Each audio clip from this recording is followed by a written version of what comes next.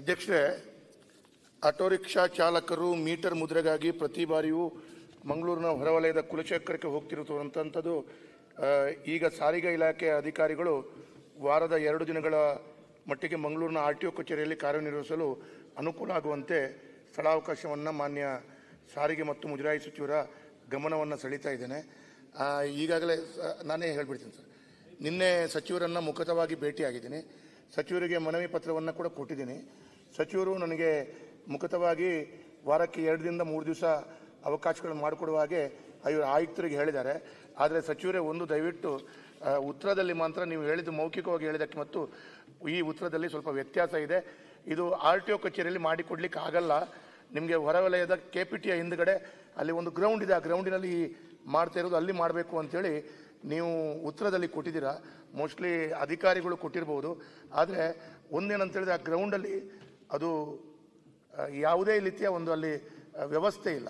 ಹಾಗಾಗಿ RTO ಕಚೇರಿಯಲ್ಲಿ ಮಂಗಳೂರು ನಗರದಲ್ಲಿ 8,000 ಆಟೋ ರಿಕ್ಷಾಗಳಿವೆ. ಅವರು ಬೇರೆ ಬೇರೆ ಸಮಯ, ಬೇರೆ ಬೇರೆ ದಿನಾಂಕ, ಬೇರೆ ಬೇರೆ ತಿಂಗಳುಗಳಲ್ಲಿ ಅವರು ಈ ಮೀಟರ್ ಮುದ್ರೆಯನ್ನು ಹಾಕುವಂಥದ್ದು ಇರ್ತದೆ. ಹಾಗಾಗಿ ಅವರಿಗೆ ಈ ಹಿಂದೆ ನಮ್ಮ ಸರ್ಕಾರದ ಅವಧಿಯಲ್ಲಿ RTO ಕಚೇರಿಯಲ್ಲೇ ಅವರಿಗೆ ಅವಕಾಶ ಮಾಡಿ ಕೊಡಲಾಗಿತ್ತು. ಆ ಕಚೇರಿಯಲ್ಲಿ ವಾರಕ್ಕೆ 1-2 ದಿವಸವೋ 3 ದಿವಸ ಅವಕಾಶ ಮಾಡಿಕೊಡಬೇಕು ಅಂತ ಹೇಳೋದು ಪುನರಪಿ ತಮ್ಮ ಹತ್ರ ಮನವಿಯನ್ನು ಮಾಡ್ತೇನೆ. ನಾನು ಇನ್ನೊಂದು ಸಚಿವರ ಗಮನಕ್ಕೆ ತರ್ತೇನೆ.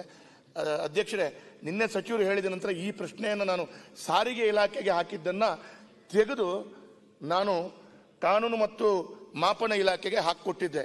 ಆದರೆ ನಿಮ್ಮ ಏನು ಆಫೀಸ್ನಲ್ಲಿ ಅದನ್ನು ಪುನರಪಿ ಸಾರಿಗೆ ಇಲಾಖೆಯವರಿಗೆ ಹಾಕಿಕೊಟ್ಟಿದ್ದಾರೆ. ನಾನು ಸಾರಿಗೆ ಸಚಿವರನ್ನು ಭೇಟಿಯಾದ ನಂತರ ನಿಮ್ಮ ಇಲಾಖೆಗೆ ಬಂದು ನಿಮ್ಮಲ್ಲಿ ಸ್ಪೀಕರ್ ಆಫೀಸಿಗೆ ಬಂದಾಗ ಅದನ್ನು ಸಾರಿಗೆ ಕಟ್ ಮಾಡಿ ಕಾನೂನು ಮತ್ತು ಮಾಪನ ಇಲಾಖೆಗೆ ನಾನು ಪ್ರಶ್ನೆ ಕೇಳಿದ್ದೆ.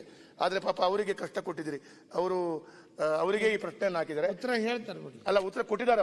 ಅವರು ಒಪ್ಪಿಕೊಂಡಿದ್ದಾರೆ. ಆದರೆ ಉತ್ತರ ವ್ಯತಿರಿಕ್ತ ಬಂದಿದೆ ಸರ್. ಅದನ್ನು ನಿನ್ನೆ ಹೇಳಿದಾಗೆ ತಾವು ಉತ್ತರವನ್ನು ಮಾಡಿಕೊಡ್ತೀರಿ ಅಂತ